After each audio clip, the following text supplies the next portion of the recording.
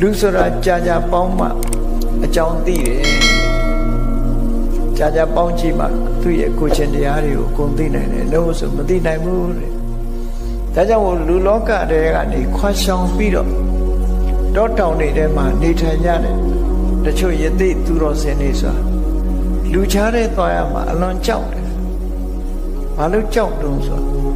လူဆိုတဲ့လူတွေဟာကောက်ကျစ်တယ်မယိုးဖြောင်းကြဘူးကောက်ကျစ်တယ်အဲ့ဒါကြောင့်မလို့လူလောကထဲမှာလူတော်လူကောင်းဆိုတာ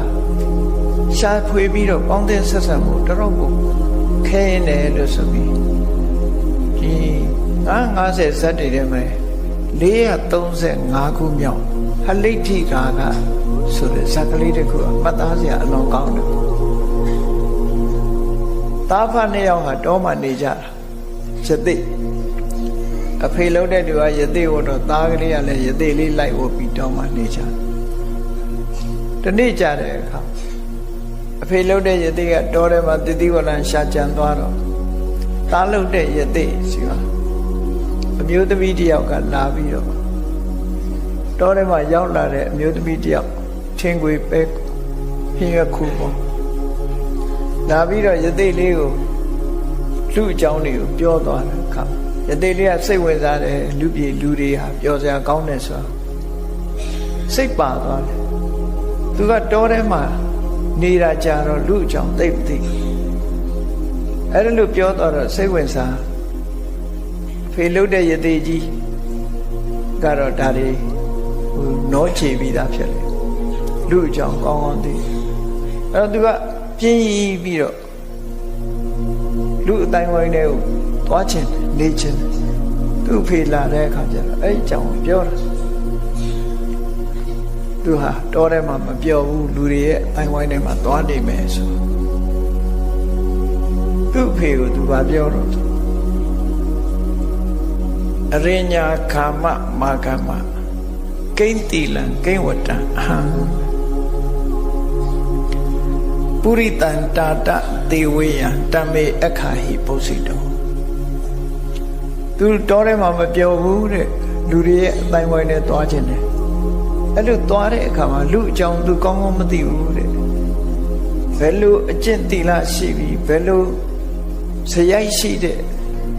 ဇယိုက်ကောင်းတဲ့ပုဂ္ဂိုလ်မျိုးဘယ်လိုအနေထိုင်ရှိတဲ့ပုဂ္ဂိုလ်မျိုး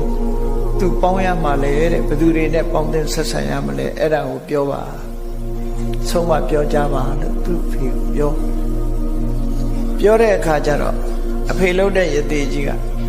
သူ့ကိုပြောပြတယ်ဘယ်လိုပုဂ္ဂိုလ်မျိုးကိုမင်းပေါင်းတဲ့ဆက်ဆံရမယ်ဆိုတာလောကလူတွေထဲမှာလူမျိုးမျိုးရှိတယ်အဲ့ထဲမှာယောတိဝိတ္တသေယတာတဝိတ္တသင်္စခမေယစေတုတ်တုတိစတိတိခိစတံပဇေဟိဣတောကတောမင်းရွာထဲရောက်သွားမယ်လူတွေအတိုင်းဝိုင်းထဲရောက်သွားမယ်ဆိုရင်မင်းကိုခင်တဲ့လူရှိလိမ့်မယ်တဲ့မင်းနဲ့ချစ်ကြောင်းဝင်တဲ့ပုဂ္ဂိုလ်ရှိလိမ့်မယ်မင်းကိုခင်မင်တဲ့ပုဂ္ဂိုလ်ရှိလိမ့်မယ်ခင်မင်မှုကိုပြတဲ့ပုဂ္ဂိုလ်မေတ္တာပြတဲ့ပုဂ္ဂိုလ်တွေ့လိမ့်မယ်မေတ္တာလည်းပြတယ်မင်းပေါ်မှာလည်းသီးခံခြင်းခွင့်လွှတ်ခြင်းတွေနဲ့လည်းပြည့်စုံတယ်မင်းပြောတဲ့စကားကိုလည်းပဲနားဆိုင်ပြီးတော့ထောင်းတယ်မင်းကိုလူလူလားလားဆက်ဆက်မင်းရဲ့မှားယွင်းချွတ်ကြော်မှုတွေမင်းရဲ့အပြုအမူတွေကိုလည်းသူကသဲကြီးခံတတ်လိမ့်မယ်အလွန်သဲကြီးခံလိမ့်မယ်မင်းပေါ်မှာခင်မင်နာဟာသဘောရိုးနဲ့ခင်မင်ပြီးတော့တကယ်ကိုအနန္တခံတဲ့ပုဂ္ဂိုလ်အဲ့ဒီပုဂ္ဂိုလ်မျိုးကိုရွေးပြီးတော့မင်းပေါင်းတဲ့ဆက်ဆံဒါဒီတခုသူကမှားတယ်မင်းပေါ်မှာပွင့်ပွင့်လင်းလင်းနဲ့ဆက်ဆံနေမင်းပြောတဲ့စကားစိတ်ထဲနှလုံးထဲကနေဟန်ဆောင်ပန်းဆောင်မဟုတ်ဘဲနဲ့တကယ်ကိုစိတ်ထဲကနှလုံးထဲကနေပြီးတော့စိတ်ပါလက်ပါနားထောင်တယ်ဒီခံခွင့်လွှတ်မှုတွေရှိတယ်စိတ်သဘောထားတွေမပြောင်းဘူးအဲ့ဒီလိုပုဂ္ဂိုလ်မျိုးကိုမင်းရွေးချယ်ပေါင်းရမယ်လူတွေထဲမှာနောက်တစ်ခုမင်းရွေးချယ်ရမှာနောက်တစ်ခုသူ့ကိုရွေးချယ်ရမှာ ယတကာယေနဝါစာယမနတ္တာတနတ္ထိဒုက္ကတံလူတယောက်ကိုကြည့်လိုက်တဲ့မဟုတ်တာမလုပ်ဘူးကိုယ်ဒီလျောက်သူလုပ်နေတဲ့အလုပ်တွေဟာမကောင်းတဲ့အလုပ်တွေသူများကိုထိခိုက်တဲ့အလုပ်တွေသူမလုပ်ဘူးနှုတ်ကပြောတဲ့အခါမှာလည်းပဲမကောင်းတဲ့အပြောတွေသူဘယ်တော့မှမပြောဘူးလိမ်ပြောတာတို့တစ်ဖက်သားတွေခုံတိုက်အောင်ပြောခုံကွဲကုံအောင်ပြောတာတို့ဆဲရီတိုင်းထွားတာတို့အကျိုးမဲ့စကားတွေပြောတာအဲ့ဒါလို့နှုတ်နဲ့လည်းမကောင်းတာတွေသူမလုပ်ဘူးတဲ့စိတ်ဓာတ်ကလည်းဖြူစင်တန်ရှင်းတယ်မကောင်းတာတွေမလုပ်ဘူး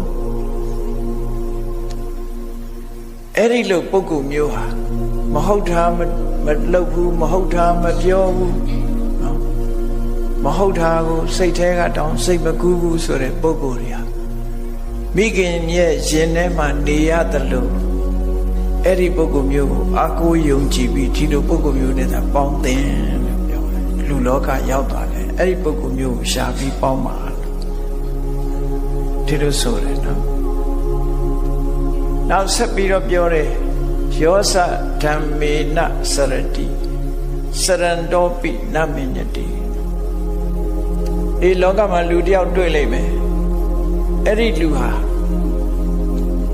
သူစရိုက်တရားတွေကိုအမြဲတမ်းကျင့်သုံးတယ်သူစရိုက်တရားဆိုတာသူများအသက်မတတ်ဘူးသူများဥစ္စာကိုမတရားမယူဘူးရိုးသားတယ်ဖြောင့်မတ်တယ်သူတော်ဘာခုံတိတ်ခါကြမယ်ကာမကိစ္စတွေမလုပ်ဘူးသူများကိုလိမ်လည်လှည့်စားပြီးတော့မပြောဘူးတူနဲ့တူမတက်အောင်မလုပ်ဘူးကြမ်းတမ်းရိုင်းပြတဲ့စကားမျိုးတွေကိုမသုံးဘူးအကျိုးမရှိတဲ့စကားတွေတရားလက်လွတ်စကားတွေကိုမပြောဘူးသူများပစ္စည်းကိုကိုယ်ပစ္စည်းလုံးလို့မှုဆိုရင်လောဘနဲ့မတွေးဘူးတစ်ဖက်သားပျက်စီးသွားအောင်ကြံတွေးတဲ့ဒေါသဆိုတာမျိုးတွေသူမတွေးဘူးကံကံရဲ့အကျိုးကိုညှင်းပယ်တဲ့အမြင်တွေမရှိဘူးတဲ့သူဟာတကယ်ကိုလူသိက္ခာအပြည့်အဝနဲ့လူသိက္ခာရှိရှိနေထိုင်တယ်အဲ့ဒါလို့နေထိုင်တော်လည်းပဲသူကိုယ်သူကိုငါဟာလူသိက္ခာရှိတဲ့ပုဂ္ဂိုလ်ဉာဏ်တဲ့ပုဂ္ဂိုလ်တွေနဲ့မတူဘူးလို့ကိုယ့်ကိုဘဝင်မမြင်ဘူးတဲ့လူသိက္ခာနဲ့လည်းနေတယ်ငါလို့လူမရှိဘူးလို့ကိုယ့်ကိုအထင်ကြီးတာမျိုးတွေမလုပ်ဘူးတဲ့ဝိသုဒ္ဓကာရိတ္တပညာသူလုံးသမျှအလုပ်တွေဟာတကယ်ကိုစင်ကြယ်တန်ရှင်းတယ်ဘယ်ရာလုပ်လို့ပညာဖြင့်ဆင်ញင်စဉ်းစားပြီးမှလုပ်လို့ရှိတယ်တံပဇေဟိဣတောကတောမင်းတော်တွေကနေပြီးတော့လူအတိုင်းဝိုင်းနဲ့ရောက်သွားရင်အဲ့ဒီပုဂ္ဂိုလ်မျိုးကိုပဲရှာပြီးတော့ပေါင်းသင်းဆက်ဆံပါလို့ဒီလိုဆိုတာအဲ့တော့ပေါင်းသင်းဆက်ဆံရေးဟာအလွန်ရေးကြည့်လို့ဒီလို50ဇတ်တွေကနေပြီးတော့ဆုံးမတာမြတ်စွာဘုရားရဲ့အဆုံးအမတွေပဲဖြစ်တယ်ပေါ့နောက်ဆုံးမတာတခုကတော့ဘာလဲဟလိဋ္ဌိရာဂံကပိစိတ်တံပုရိတံရာဂဝိရာဂိဏံဟလိဋ္ဌိရာဂဆိုတာဟလိဋ္ဌိဆိုတာနနွင်းရာဂဆိုတာဆိုးတာနနွင်းဆိုးတဲ့ဝါကျွတ်လွယ်တယ်လူကလည်းပေါင်းသင်းဆက်ဆံပြီးဆိုလို့ရှိရင်အခုခင်တော့ကြမတည့်ဘူးနော်ဟိုစိတ်ဓာတ်ကမမြဲဘူးလို့ဆိုလို့ပေါ့လောကလူတွေရှိတယ်အေးတွေ့နေတဲ့အခါတကယ်ချင်းတကယ်ကိုယဉ်နေကြီးတော့ကြမမြင်အောင်ဆောင်သွားဒါမျိုးတွေလည်းလောကမှာရှိတာနော်မသိတဲ့လူမမြင်အောင်ဆောင်ခြင်းဆောင်တယ်သူစိတ်ကအပြောင်းအလဲတွေများတယ်ဟလိဋ္ဌိရာဂတဲ့မမြဲဘူးတဲ့ကောင်းတဲ့အလုပ်ကလည်းပြက်လွယ်တယ်သူမေတ္တာမြန်ပြက်ပြဲတယ်မဆွဲဘူးတို့ဆိုကပိစိတ်တာမြောက်လို့ပဲသူစိတ်ကမငြိမ်ဘူးမြောက်များဟာဒီတကိုင်းဆွဲကိုင်းလိုက်ဟိုတကိုင်းဆွဲကိုင်းလိုက်နဲ့မြောက်ဟာငြိမ်နေတယ်လို့ရှိမှမရှိဘူးလုံနေတာအဲ့ဒါလိုပဲလူရဲ့စိတ်ဟာကပိစိတ်တာမြောက်လို့စိတ်မျိုးနဲ့စိတ်အပြောင်းအလဲမြန်တဲ့ပုဂ္ဂိုလ်မျိုးမင်းမပေါင်းနဲ့